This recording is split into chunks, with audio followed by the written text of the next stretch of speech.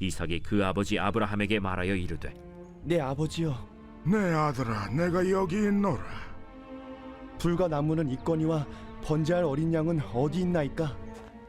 내 아들아, 번제할 어린 양은 하나님이 자기를 위하여 친히 준비하시리라. 두 사람이 함께 나아가서 하나님이 그에게 일러주신 곳에 이른지라. 이에 아브라함이 그곳에 제단을 쌓고 나무를 버려놓고 그의 아들 이삭을 결박하여 제단 나무 위에 놓고 손을 내밀어 칼을 잡고 그 아들을 잡으려 하니 여호와의 사자가 하늘에서부터 그를 불러 이르시되 아브라함아, 아브라함아. 내가 여기 있나이다. 그 아이에게 내 손을 대지 말라. 그에게 아무 일도 하지 말라. 내가 내 아들, 내 독자까지도 내게 아끼지 아니하였으니 내가 이제야 내가 하나님을 경외하는 줄을 아노라. 아브라함이 눈을 들어 살펴본즉 한 순양이 뒤에 있는데 뿔이 수풀에 걸려 있는지라. 아브라함이 가서 그 순양을 가져다가 아들을 대신하여 번제로 드렸더라. 아브라함이 그 땅 이름을 여호와 이레라 하였으므로 오늘날까지 사람들이 이르기를 여호와의 산에서 준비되리라 하더라. 자, 기도하겠습니다. 사랑이 많으신 아버지 하나님, 오늘도 주님 앞에 나왔습니다. 주의 성령님이여 함께하여 주옵소서. 주의 말씀으로 이 시간 새롭게 하여 주시고 당신의 음성을 듣는 귀한 복된 시간이 되게 하옵소서. 예수님의 이름으로 간절히 기도하옵나이다. 아멘. 우리가 일상에 겨워 살다 보면 문득 나를 잃어버리면서 잊은 채로 살아갈 때가 있습니다. 내가 누군지 또 어디로 가고 있는지 그리고 어떤 방향도 목표도 잃은 채 그냥 떠밀려 사는 것처럼 그래서 잊어버리는 그런 삶을 살 때가 있다는 것입니다. 그러다가 언뜻 어떤 특별한 시간에 진짜 나를 만나면은 모든 것이 새롭고 모든 것이 황홀해집니다. 그런 황홀함을 두고 정신과 의사인 정혜인 씨는 자신의 글에서 벼락 같은 황홀함, 황홀경이라고 표현을 했습니다. 물론 진짜 나를 만난다라고 하는 그런 황홀한 경험이 반드시 그냥 문득 다가오는 것은 아니겠죠. 대개는 어떤 시련이 먼저 있고 그 시련을 극복하는 과정 속에서 진짜 나를 만나는 벼락 같은 황홀경이 우리에게 주어진다는 것입니다. 스테프니 로즈 킹만은 인생이 우리를 위해 준비해 놓은 것들이라고 하는 책에서 이렇게 이야기를 합니다. 지금 당신이 겪는 시련을 통해 자신의 진정한 모습을 발견하기를, 지금 당신이 지나고 있는 깜깜한 고통의 터널 끝에서 눈부신 깨달음의 빛을 만나기를, 그 여정의 끝에 희망을 만나기를, 그리고 괴로움의 폭풍이 지나가고 난 후에 더 없는 평온과 기쁨을 누리기를. 바로 그런 사람이 오늘 본문에 나옵니다. 그는 정말 한 인간으로서 견디기 어려운 기가 막힌 시험을 통과하고 난 후에 하나님이 자기를 위해서 준비해 놓은 벼락 같은 황홀경을 체험하게 됩니다. 그게 누굽니까? 바로 아브라함입니다. 오늘 본문의 상황이 있을 무렵 그는 자신의 생애를 통틀어서 가장 안정되고 행복한 시기를 살고 있었습니다. 오래전부터 하나님이 약속하셨던 아들 이삭을 얻는 기쁨에도 아주 복잡했던 이스마엘과의 갈등이 마무리되어지고 그랄 왕 아베멜렉과 평화협정을 맺는 것 등 주변의 모든 환경이 아브라함의 일상을 평안에 젖어 살도록 그렇게 하기에 충분했다는 것입니다. 그런데 어느 날 그의 길을 의심케 하는 하나님의 음성이 들렸습니다. 오늘 본문 2절에, 오늘 읽지는 않았지만 2절에 보면 여호와께서 이르시되 내 아들 내 사랑하는 독자 이삭을 데리고 모리아 땅으로 가서 내가 네게 일러준 한 산 거기서 그를 번제로 드리라. 번제가 무엇입니까? 제물을 쪼개서 제단 위에 올려놓고 불에 태워서 바치는 제사를 말합니다. 이 요구는 정말 미친 아버지가 아니어서는 절대 따를 수 없는 요구입니다. 그래서 본문은 1절에 하나님이 아브라함을 시험하시려고 했다라고 하는 전제가 붙어 있는 사건입니다. 하나님은 도대체 아브라함의 무엇을 시험하시려고 그토록 이 가혹한 요구를 하시는 것이었을까? 아브라함에게 있어서 이삭은 그의 모든 것이었습니다. 백세에 얻은 아들이고 바랄 수 없는 중에 얻은 아들입니다. 그래서 하나님 자신도 이삭을 이렇게 말씀합니다. 내 아들, 내 사랑하는 독자 이삭. 그런데 그런 아들을 짐승처럼 잡아 각을 떠서 번제로 바치라는 것입니다. 그 밤에 아브라함이 얼마나 처절한 번민을 했겠습니까? 그런데 이 무리한 요구를 하시면서 하나님은 그 어떠한 설명도 이유도 해주지 않으십니다. 이유라도 설명해 주시면 그나마 조금은 좀 생각할 여유라도 있을 텐데, 그런데 하나님은 그 중대한 일에 대해서 아무런 설명을 하지 아니하셨다는 것입니다. 도대체 그렇게 하시는 이유가 무엇인지 아브라함은 전혀 알 수가 없었습니다. 더군다나 하나님의 이러한 모습은 지금까지 보여주셨던 하나님의 성품과는 일치하지 않는 모습이었습니다. 이방 족속들 가운데는 더러 자기 자식을 죽여서 제물로 바치는 일들이 종종 있었습니다. 그런데 하나님은 단 한 번도 그런 일을 요구하신 적이 없습니다. 하나님은 절대로 그런 하나님이 아니셨습니다. 오히려 아브라함이 지금까지 겪어온 하나님은 철저하게 윤리적이고 공의로운 그러한 하나님이셨습니다. 그런 하나님이셨기 때문에 아브라함은 하나님의 말씀을 전적으로 신뢰하고 자신이 하갈에게서 낳은 아들 이스마엘도 자기 집에서 내보낼 수 있었던 것입니다. 사실 내보낸 것이 아니라 하나님께 전적으로 맡긴 것이죠. 어쨌든 간에 그래도 가슴이 아픈 건 아픈 겁니다. 생때 같은 제 자식을 광야로 내몰면서 어느 아비가 가슴이 아프지 않을 수 있었겠습니까? 이스마엘로 인해서 아픈 가슴이 아직 아물지도 않았는데 이제 와서 이삭까지 내놓으라고 말씀을 하십니다. 이건 하나님의 약속과 전혀 다른 것입니다. 창세기 21장 12절에 하나님이 뭐라고 말씀하셨습니까? 이삭에게서 나는 자라야 넷이라 부를 것임이라. 그렇다라고 하면 이삭만큼은 무슨 일이 있어도 결혼을 해야 되고 아들을 낳아야 됩니다. 그런데 아직 결혼조차 하지 않은 아들을 짐승처럼 잡아서 불살라 바치라고 하나님은 말씀을 하고 있습니다. 우리 같았으면 어떻게 했을까? 나 같았으면 어떻게 했을까? 이 말씀을 듣자마자 하나님을 불신하고 당장 관계를 끊었을는지도 모릅니다. 출애굽한 이스라엘 백성들이 했던 일들이 바로 그런 것입니다. 그들은 조금만 힘들어도 모세를 향해서 욕하고 돌멩이를 집어들었습니다. 자기들의 마음과 맞지 않으면 매 순간마다 욕이 나오고 불평이 나왔습니다. 아브라함도 그럴 수 있습니다. 그도 이 요구를 계기로 해서 하나님과의 관계를 정리하고 그저 그냥 이삭의 아버지로만 살 수도 있었을 것입니다. 나이 100세가 넘은 아브라함이 이제 와서 자식 외에 뭘 더 바라겠습니까? 그런데 아브라함은 그렇게 하지 않았다는 것입니다. 왜 그랬습니까? 아브라함의 마음속에는 믿음이 있었습니다. 그것은 이삭이 죽지 않는다라고 하는 믿음이었습니다. 아브라함의 이 믿음은 결코 맹목적이거나 무모한 믿음이 아니었습니다. 아브라함의 믿음은 하나님의 말씀에 대한 믿음이었습니다.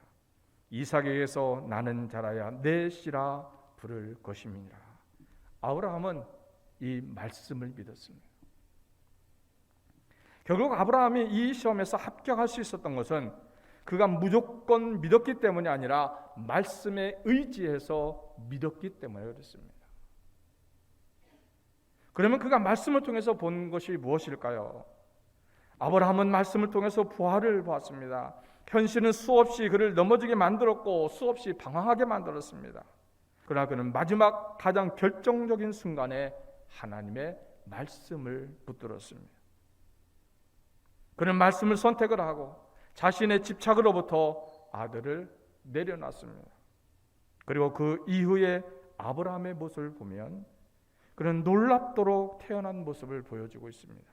3절에 아브라함이 아침에 일찍 일어나 나귀의 안장을 지우고 두 종과 그의 아들 이삭을 데리고 번제에 쓸 나무를 쪼개 가지고 떠나 하나님이 자기에게 일러주신 곳으로 가더니, 아침에 일찍 일어났다라고 하는 것은 그가 이미 결단을 내렸다는 것입니다. 우리는 이때 아브라함의 얼굴을 어렵지 않게 상상해 볼 수 있습니다. 여전히 그가 말씀을 붙들고 흔들리지 않고 있다면 그의 얼굴에는 오히려 평화로움이 감돌고 그 어떤 그늘도 더 이상 없었을 것입니다. 오늘 우리의 얼굴은 어떻습니까? 우리의 얼굴에 평화로움이 있습니까? 어떠한 시련 가운데서도 우리가 말씀을 붙들 수 있다라고 하면 시험은 더 이상 시험이 되지 않을 것입니다. 그 어떤 불평할 수밖에 없는 상황도 우리의 영혼의 고요함을 깨뜨리지 못할 것입니다. 물론 아브라함의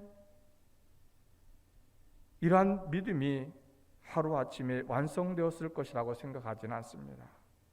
사실 이 시험이 아브라함에게 주어졌을 때는 감당할 만한 믿음이 그에게 갖추어졌을 때입니다.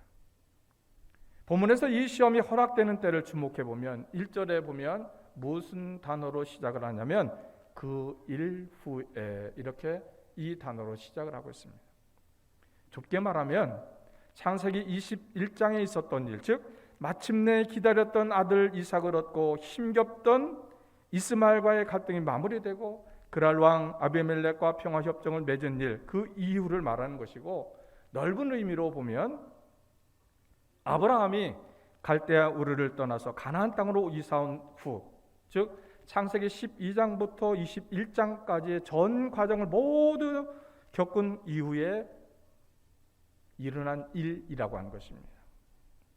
아무리 믿음의 조상 아브라함이라고 하지만은 그동안 그가 얼마나 많이 넘어졌습니까? 그러나 그 모든 인생의 평지와 계곡과 삭막한 광야를 걸어오는 동안에 아브라함은 많은 교훈을 배웠습니다. 어떻게 하나님을 의지하고 살아갈 것인가? 이런 신앙의 삶에 대한 교훈을 아브라함은 수없이 흔들리고 쓰러지면서 그 삶의 굴곡 속에서 배운 것입니다. 그리고 그 일 후에 이 시험이 이루어집니다. 만약 사랑하는 아들을 바치라고 하는 이 시험이 아브라함 생애 초기에 주어졌다고 하면 어쩌면 아브라함은 이 시험을 감당할 수 없었을는지도 모릅니다. 4절의 제3일에 아브라함이 눈을 들어 그곳을 멀리 바라본즉, 여러분의 인생에서 어느 순간이 지금껏 살아오면서 가장 길게 느껴진 시간이었습니까? 숨막히도록 초조하고 길게 느껴지는 시간을 저마다 한 번씩은 다 경험했을 것입니다. 아브라함의 인생에서 가장 길게 느껴지는 순간은 언제였겠습니까? 자기 아들을 번제물로 바치기 위해 모리아 산으로 걸어가고 있는 사울이 아니었을까? 아무리 말씀을 붙잡고 간다 해도 그 사울이 그의 인생에서 가장 긴 사울이었을 것입니다. 그런데 그는 그 사울을 잘 견뎠습니다.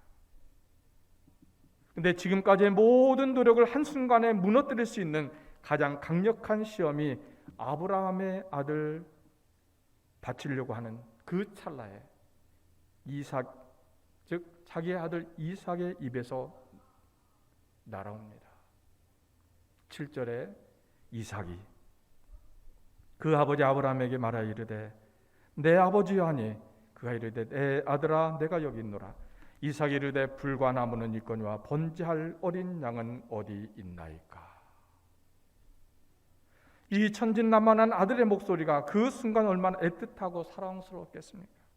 아마 여기에서 아브라함이 가장 많이 흔들렸을 것 같습니다. 프로이드 계통의 학자들, 심리학자들은 아무렇게나 하는 농담 속에 그 사람의 진심이 들어있는 경우가 많다라고 이야기를 합니다. 사람이 예의를 갖추어서 하는 말은 언제나 겉포장이 되어 있기 때문에 믿을 수가 없습니다. 오히려 한순간에 튀어나온 말이 그 사람의 진심일 가능성이 많다는 것입니다. 만약 아브라함이 지금까지 하나님을 향한 분노와 억울함을 꾹꾹 누르고 여기까지 왔다라고 하면 바로 여기에서 무너졌을 것입니다. 그런데 아브라함은 뭐라고 말합니까? 8절에 내 아들아, 번제할 어린 양은 하나님이 자기를 위하여 친히 준비하시리라. 이건 이삭을 속이려고 하는 말이 아닙니다. 이것은 그가 하나님의 약속을 분명하게 알고 신뢰하고 있다라고 하는 증거입니다. 이미 5절에서도 아브라함은 종들에게 비슷한 믿음을 고백한 바가 있습니다. 너희는 나귀와 함께 여기서 기다리라. 내가 아이와 함께 저기 가서 예배하고 우리가, 즉 나와 내 아들 이삭이 너희에게로 돌아오리라. 이 말은 아브라함이 이삭을 데리고 모리아산에 올라가기 직전에 자기 종들에게 한 그러한 이야기입니다. 여기서 아브라함의 믿음이 보석처럼 드러납니다. 아브라함은 자신이 모리아에서 번제한 후에 이삭과 함께 돌아올 줄을 믿고 있었다는 것입니다. 근데 아브라함은 지금 뭐 하러 갑니까? 이삭을 죽이러 가는 것입니다.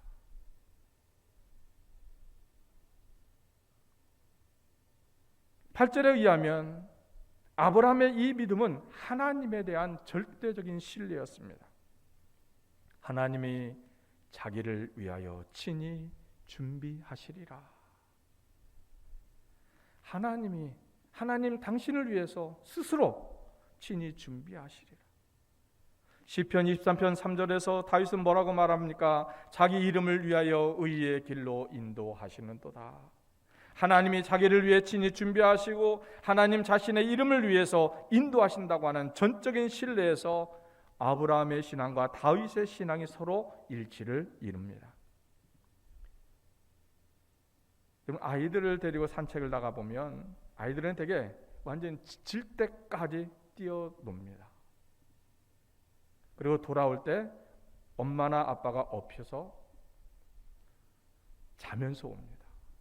차를 태우면 그냥 골아 떨어집니다. 실컷 놀고 난 그 뒤는 완전히 부모에게 맡기는 것입니다. 집으로 돌아가는 길에 대해서 조금도 걱정하지 않습니다. 내가 이렇게 놀면 집으로 어떻게 갈까? 내가 과연 걸어서 갈 수 있을까? 걱정 안 합니다. 아이들이 믿는 것은 다른 것이 아닙니다. 엄마라고 하는, 아빠라고 하는 절대적인 이름입니다. 최고의 믿음이 뭘까요? 하나님의 절대적인 믿음을 믿는 것입니다. 구원이 귀한 까닭이 무엇입니까? 하나님의 이름 안에 구원이 있기 때문에 그렇습니다.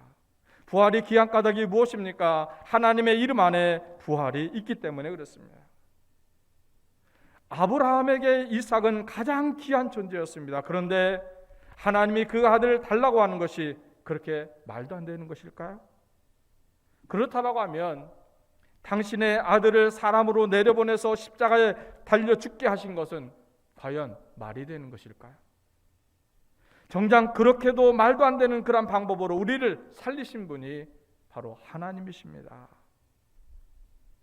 사실 그게 너무 말이 안 되는 사건이라서 우리가 실감하지 못하는 것이죠. 하나님은 그 한 부분을 보여주시기 위해서 아브라함에게 말이 안 되는 요구를 하시는 것입니다. 결국 이 요구를 통해서 하나님이 아브라함에게 묻는 것이 뭘까요? 너의 모든 미래와 꿈과 가능성을 내 이름 안에 둘 수 있느냐 하는 것입니다. 내 자식도 내 이름 안에 둘 수 있느냐는 것입니다. 그렇다고 해서 하나님이 이삭을 데려가셨습니까? 하나님은 이삭을 돌려주셨습니다. 결국 이 사건의 마지막 장면에서 아브라함이 하는 고백이 무엇인지 아십니까? 14절에 아브라함이 그 땅 이름을 여호와 이레라 하였으므로 오늘날까지 사람들이 이르기를 여호와의 산에서 준비되리라 하더라. 오늘 우리에게는 아브라함이 모리아 산에서 뜨겁게 경험했던 여호와 이레의 믿음이 있는 것일까요? 여전히 자기 의지와 자기 신뢰만 범람하고 있는 것은 아닙니까? 아브라함이 자신의 미래를 온전히 하나님에게 맡겼을 때에 하나님은 자기 이름을 위해 아브라함을 책임지어 주셨습니다. 아브라함에게 있어서 이삭은 목숨이었습니다. 그 목숨 같은 자식을 하나님에게 맡겼더니 하나님이 책임지셨습니다. 아브라함은 그 사실을 두고 여호와 이레, 즉 여호와의 산에서 준비되리라고 고백을 했습니다. 여러분은 여러분의 미래를 하나님께 맡기셨습니까? 여러분의 목숨을 하나님께 맡기셨습니까? 아이가 완전히 지칠 때까지 뛰놀다가 돌아오는 길은 엄마나 아빠에게 완전히 맡기고 잠들듯 그렇게 여러분의 미래와 생명까지 완전히 맡기고 하나님의 이름 안에서 잠들 수 있습니까? 우리에게 가장 결정적인 순간은 죽음입니다. 죽음의 순간처럼 극적인 상황이 또 있겠습니까? 마치 아브라함의 칼날이 이삭의 목을 겨누듯 죽음의 칼날은 우리의 목을 겨누고 있습니다. 그러나 우리가 본문을 통해 깨닫는 것이 뭘까요? 하나님이 이삭 대신에 순양을 준비해 두셨듯이 하나님은 우리의 죽음 대신에 예수 그리스도를 준비해 두셨다고 하는 사실입니다. 그리고 하나님이 순양의 죽음을 통해 이삭을 돌려주셨듯이 하나님께서는 예수님의 죽음과 부활을 통해서 우리의 생명과 영혼을 돌려주셨습니다. 그것이 궁극적인 의미에서 우리 모두를 위한 여호와 이레입니다. 사도 바울은 로마서 6장 12절부터 14절에서 이렇게 말합니다. 그러므로 너희는 죄가 너희 죽을 몸을 지배하지 못하게 하여 몸의 사욕에 순종하지 말고 또한 너희 지체를 불의의 무기로 죄에게 내주지 말고 오직 너희 자신을 죽은 자 가운데서 다시 살아난 자 같이 하나님께 드리며 너희 지체를 의의 무기로 하나님께 드리라. 죄가 너희를 주장하지 못하리니 이는 너희가 법 아래 있지 아니하고 은혜 아래에 있음이라.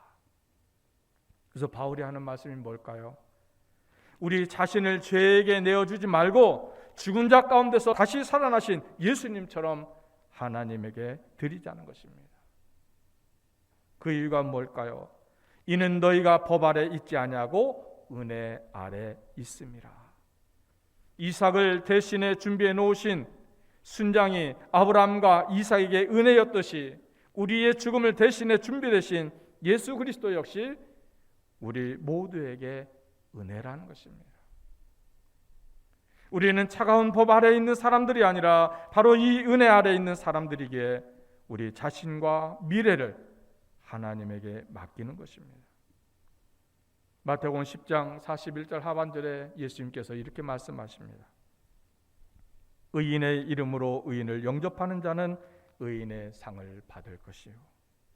하나님이 자기를 위해 친히 준비하시고 하나님 자신의 이름을 위해서 인도하신다는 것이 아브라함과 다윗이 가지고 있던 의로우신 하나님에 대한 전적인 신뢰였듯이 우리 역시 예수님에 대한 전적인 신뢰로 의로우신 예수님 안에 온전하게 머물러 있을 때 예수님의 사랑 안에 준비되어져 있는 여호와 이레의 상을 받게 될 것입니다.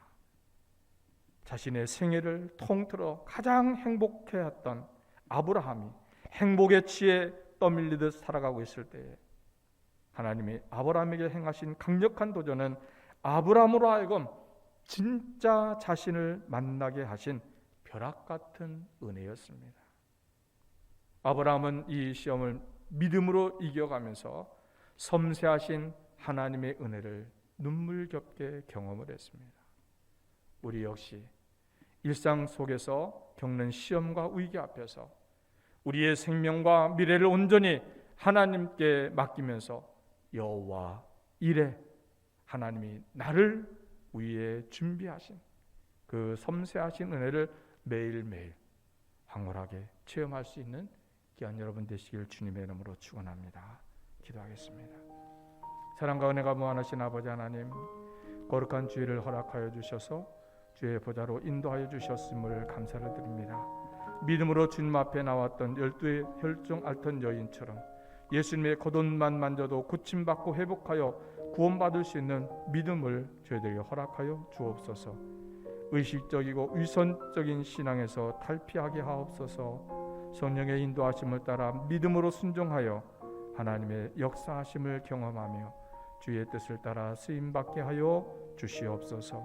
만물을 새롭게 하시는 성령께서 우리의 교회와 가정과 만물 가운데 함께 하셔서 하나님의 뜻을 따라 거듭나게 하옵소서. 자신의 영광을 위하여 준비하시는 하나님의 기하신 뜻을 따라 늘 순종케 하여 주옵소서. 우리의 삶의 여정들 속에 늘 함께 하시는 예수 그리스도의 이름으로 간절히 기도하옵나이다. 아멘.